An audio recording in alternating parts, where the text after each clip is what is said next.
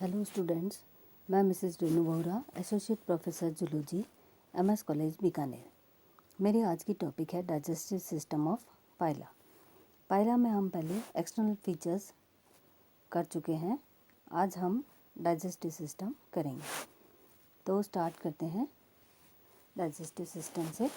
Pila is herbivorous and it lives primarily on aquatic vegetation. Herbivorous है, पेड़ पौधों पत्तियों को खाता है और एक्वेटिक वेजिटेशन को अपना भोजन बनाता है।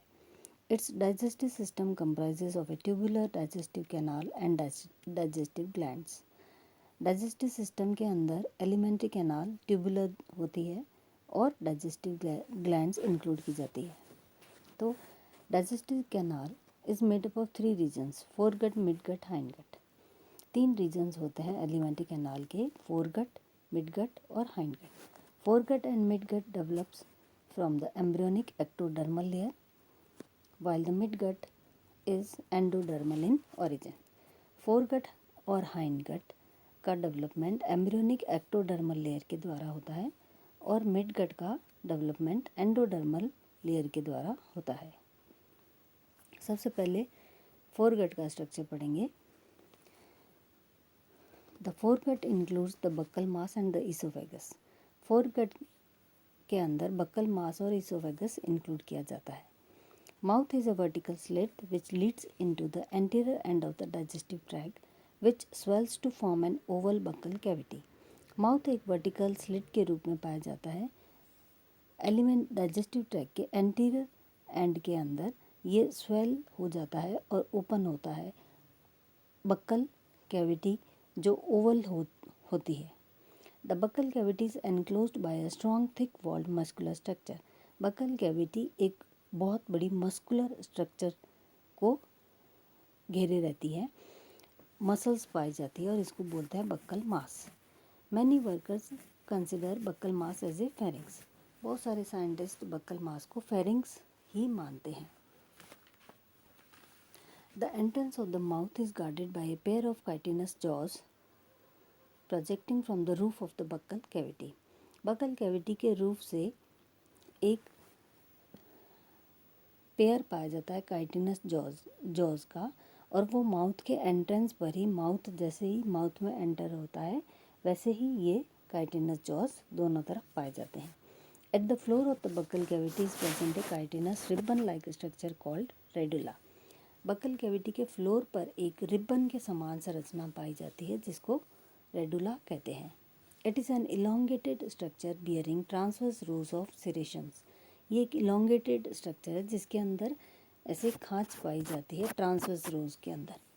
Each transverse row contains about 7 teeth.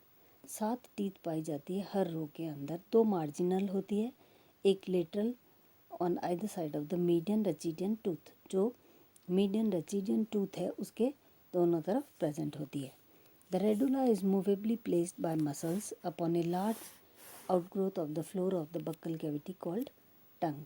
Radula एक मस्कुलर स्ट्रक्चर के अंदर मस्कुलर आउटग्रोथ को एनक्लोज करता है और ये बक्कल कैविटी के फ्लोर पर पाई जाती है जिसको टंग बोलते हैं या ओडोंटोफोर कहा जाता है। And it is made up of muscles, और ये मसल्स से बनी होती है।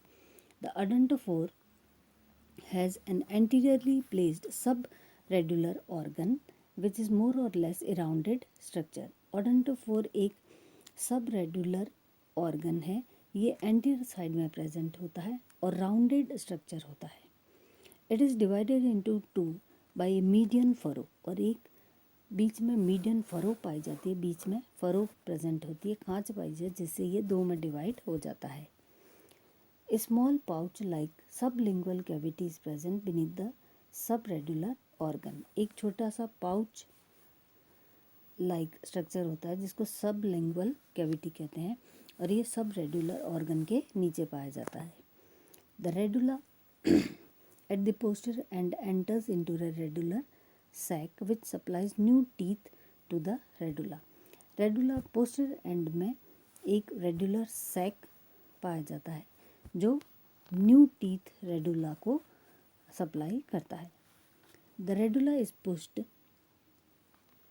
फॉरवर्ड बाय मसल्स, और रेडुला मसल्स से आगे की तरफ धकेला जाता है और इस मस्कुलर एक्टिविटी की वजह से ये रेस्पिंग ऑर्गन की तरह काम करता है, मतलब फूड मटेरियल को ग्रेट करने का काम, ब्रेक करने का, छोटे छोटे पीसेस में ब्रेक करने का काम करता है। Dorsolaterally in the anterior region of the roof of the buccal mass, dorsal और लेटरल साइड में बक्कल मास की रूफ में एक पेयर पाया जाता है जॉज का। The jaws help to cut the aquatic vegetation upon which Pila feeds. Jaws aquatic vegetation को, जो पानी में रहते हैं पेड़ पौधे, उनको कट करता है और इसी भोजन पे पाइला निर्भर करता है, डिपेंड रहता है। The buccal cavity receive the secretion of 2 salivary glands. Buccal cavity के अंदर 2 सलाइवरी ग्लैंड्स का सिक्रीशन रिसीव करती है और ये पोस्टीरियर एंड साइड में प्रेजेंट होती है। The buccal cavity Leeds into a long narrow oesophagus. Buckle cavity एक लंबी और नैरो पतली इसोफेगस के अंदर ओपन होती है। The oesophagus just after its origin from the buccal mass gives on each side small oesophageal pouch. Oesophagus दोनों तरफ बक्कल मास पाया जाता है और इनको इसोफेजियल पाउच कहते हैं। The oesophagus Leeds into stomach. Oesophagus stomach के अंदर ओपन होता है। अब है नेक्स्ट पोर्शन, वो है मिडगट। अभी तक तो फोरगट का स्ट्रक्चर समझ रहे थे हम, अब है next part midgut. The midgut consist of the stomach and the intestine. Midgut stomach और इंटेस्टाइन दो रीजन्स को, दो पार्ट्स को इंक्लूड करता है। It is red in color and is situated on the lower part of the visceral mass just below the pericardium. ये red colour का होता है और विसरल मास के लोअर पार्ट में प्रेजेंट होता है, पेरिकार्डियम के जस्ट नीचे। It is a large sac, ये बड़ा एक सैक होता है जो अपने आप खुद बेंड हो जाता है यू ट्यूब के अंदर, यू शेप्ड की ट्यूब बना लेता है और इसका one limb of which receive the oesophagus and the other Leeds into the intestine. एक लिम्ब तो रिसीव करता है इसोफेगस को और दूसरा इंटेस्टाइन में ओपन होता है।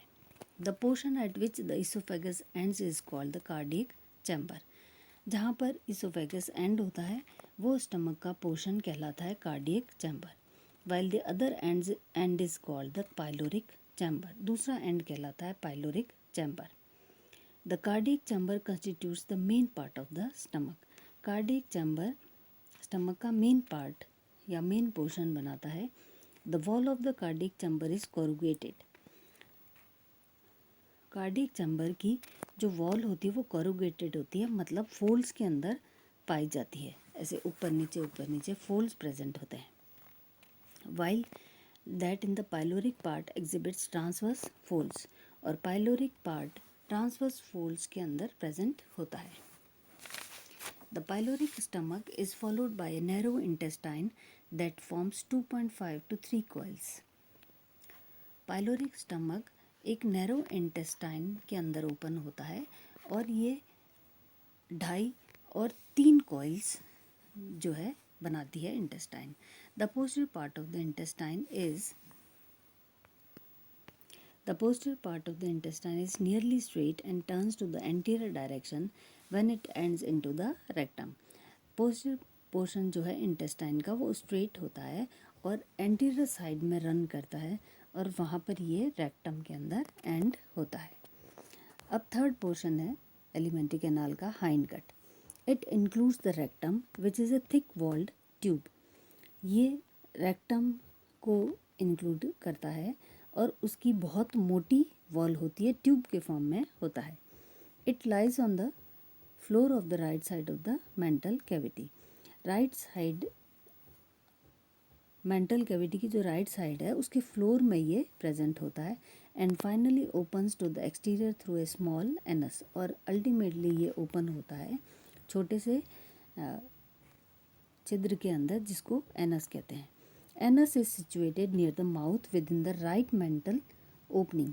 एनस माउथ के बिल्कुल पास में ओपन होता है और ये होती है राइट मेंटल ओपनिंग कहलाती है। इतना पोर्शन था हाइंड गट का। अब डाइजेस्टिव ग्लैंड्स है। Digestive glands include the salivary gland and the hepatic gland और digestive gland liver. Digestive glands में जनरली सलाइवरी ग्लैंड और हेपेटिक ग्लैंड इंक्लूड की जाती है, जिसमें लिवर इंक्लूड किया जाता है। There are 2 salivary gland situated on each side of the oesophagus. Oesophagus के दोनों तरफ सलाइवरी ग्लैंड्स पाई जाती है। The 2 ducts of the salivary glands run anteriorly to open into the buccal cavity. Salivary glands की जो डक्ट्स है, 2 ducts वो एंटीरियर साइड में रन होती है और बक्कल कैविटी में ओपन होती है। Their secretion consist of mucus and a starch digesting enzyme.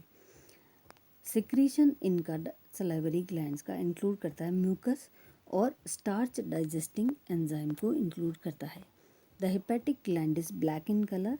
Hepatic gland काले रंग की होती है and constitute the main bulk of the visceral hump. Visceral hump जो होता है उसके अंदर जो बल्क होता है वो पूरा हेपेटिक ग्लैंड का होता है। It gives out 2 ducts which unite to form a common duct that opens into the stomach. और ये विसरल हम्प 2 डक्ट्स इसमें से निकलती है और जो यूनाइट होकर के एक कॉमन डक्ट बनाती है और ओपन होती है स्टमक के अंदर। तो ये सारा डाइजेस्टिव सिस्टम के बारे में था, जिसमें हमने पढ़ा फोरगट, मिडगट और हाइंडगट और डाइजेस्टिव ग्लैंड्स के बारे में पढ़ा।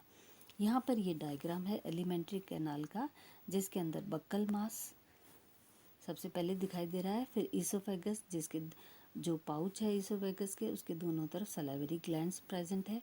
ईसोफेगस ओपन होता है स्टमक के कार्डियक चैम्बर में और ये कार्डियक चैम्बर पाइलोरिक चैम्बर में ओपन होता है। और फिर इंटेस्टाइन जो कि कॉइल्ड है, इंटेस्टाइन ओपन होती है रेक्टम में और रेक्टम ओपन होता है एनस में। एनस माउथ के बिल्कुल पास में प्रेजेंट होता है। तो आज की टॉपिक हमारी यहीं समाप्त होती है। Thank you.